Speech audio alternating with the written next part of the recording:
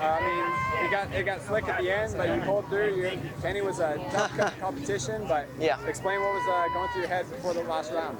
Yeah, well, first of all, racing a two-stroke was pretty crazy and very challenging. And yeah, towards the day, the goal was to make it to the finals. Obviously against Kenny. Kenny was fast all day, fastest in qualifying. He got a really fast time.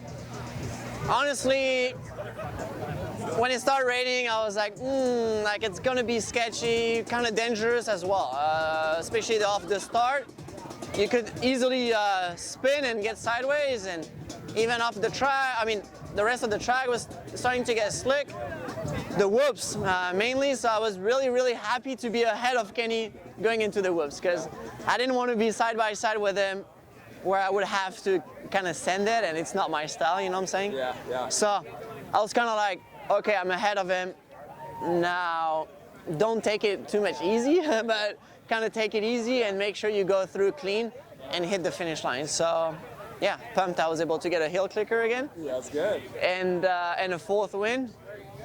And winning all the runs. Yeah, that's very impressive. So you've won on a 250. Yes, 14. Yeah, and a 450. 16, yep, and 17. And 17. So 3, and now on 2 strokes. That's pretty impressive. So 4 time, yeah. 254 stroke, 454 stroke, yeah. 252 stroke. Yeah, I was injured a couple times, so I didn't race it.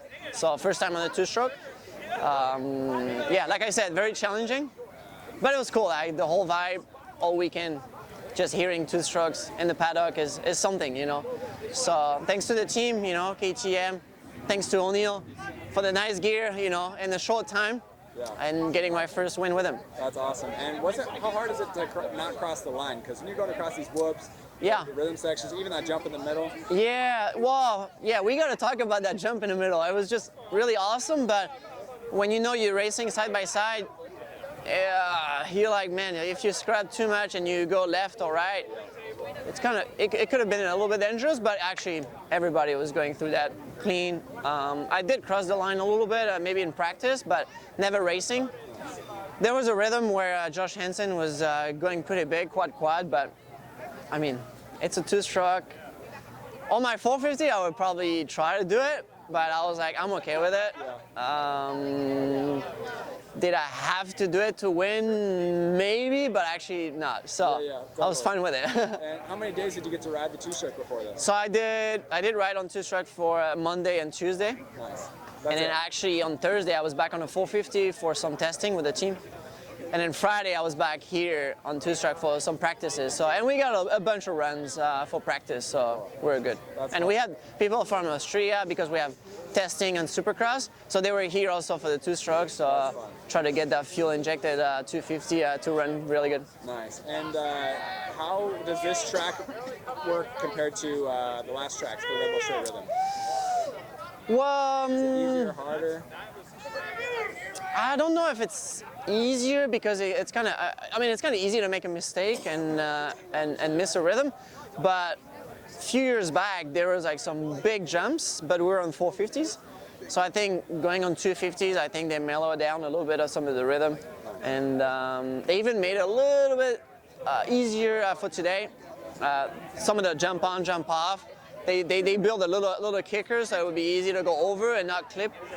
So pretty much everybody was doing the same rhythm, like I said, besides Henny going quad, but I was good with it. Okay. And then last question, do you think riding 2-stroke helps you ride your 4-stroke better? Going back and forth? That's a good question, but I don't think so. No? All right. I mean, we'll see. We'll see next week. I'm getting back on the 450 on Monday, so we'll see. All right. Thanks for your time. Good Thanks. job.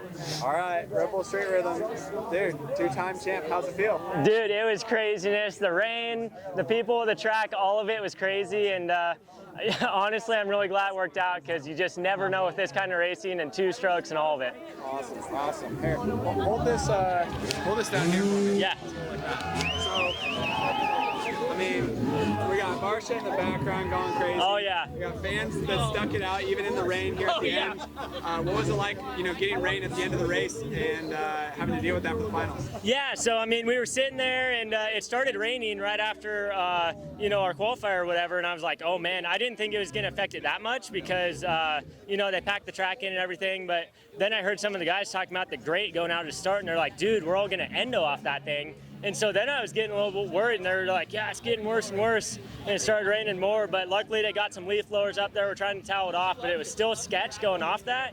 And then the other thing I was thinking of, I'm like, either way, the whoops are hard packed. So just came in with a ton of momentum and made it work, honestly. It was tough, but Washington and rain, I'm used to it. So we see it here in California, and I was ready. What was the story with Eric? Can you put the mic a little lower? Yeah. Yeah. Sorry. What's the story with two different bikes, Yamaha, KTM? What was the story there? Yeah. So Dirt Bike Magazine gave me a cool opportunity to try both bikes. We had a YZ125 and then the KTM, and we went into the event. And they're like, yeah, try them both on the practice day, and choose one. And the Yamaha was really good. I love the suspension. Pro Circuit set it up so good, and it revs. It was a true 125 and everything.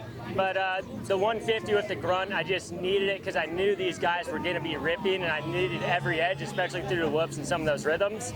We just didn't have enough time to bore out the Yamaha because it is a 150 class. Everybody was on 150s. But, next year we'll have a little more time to get ready for this. And like I said, the Yamaha, the chassis is so good. If we can get the rest of it there, it's going to be dialed. Nice, that's awesome. And then being on the beach, how cool is that? I mean, how many times have you left the track with the Pacific Ocean right there, sand in your shoes? Like, what's that like? Oh, it was super cool to see the beach here, and the crowd was crazy. And the bikes run really good because we're right at sea level, so we weren't fighting jetting as much as we probably should have been because it was pretty consistent that way. So, I mean, I was stoked with it. All right, you raced in the UK last weekend. You're going to Australia next weekend, and you're winning at Red Bull Straight Rhythm this weekend. What's it like to be Carson Brown, man? Dude, it's been crazy. The Pit Bike the Nations, Cardiff, this, and honestly, they've been getting crazier each one. Like Cardiff was crazy, hard pack, slick, crashes everywhere to racing, and then this raining. It's just gotten crazier every weekend. So I'm excited to see what Australia has in store. All right, so give us a rundown. Not everybody knows what you've done, so explain all the races you did and what you got coming up next.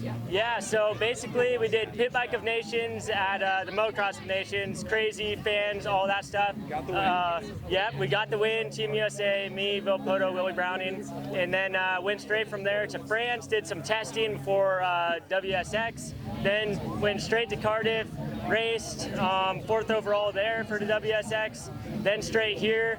Able to win this, super stoked, and we're ready for Australia. We'll keep the momentum rolling. Nice. All right, when do you leave for Australia? We're leaving Monday. Nice. So it's we're gonna keep the ball rolling, hopefully all the way until A1, and just keep progressing on the bike. Awesome. Well, good job. And anybody you want to thank? Yeah, I mean, BBR Motorsports, my whole family, Pro Circuit, Jeremy at AEO, he helped a ton, and Steel Core, Sessler, McCormick Excavating, all those guys, thank you so much. Dunlop keeping her on the track. Sweet.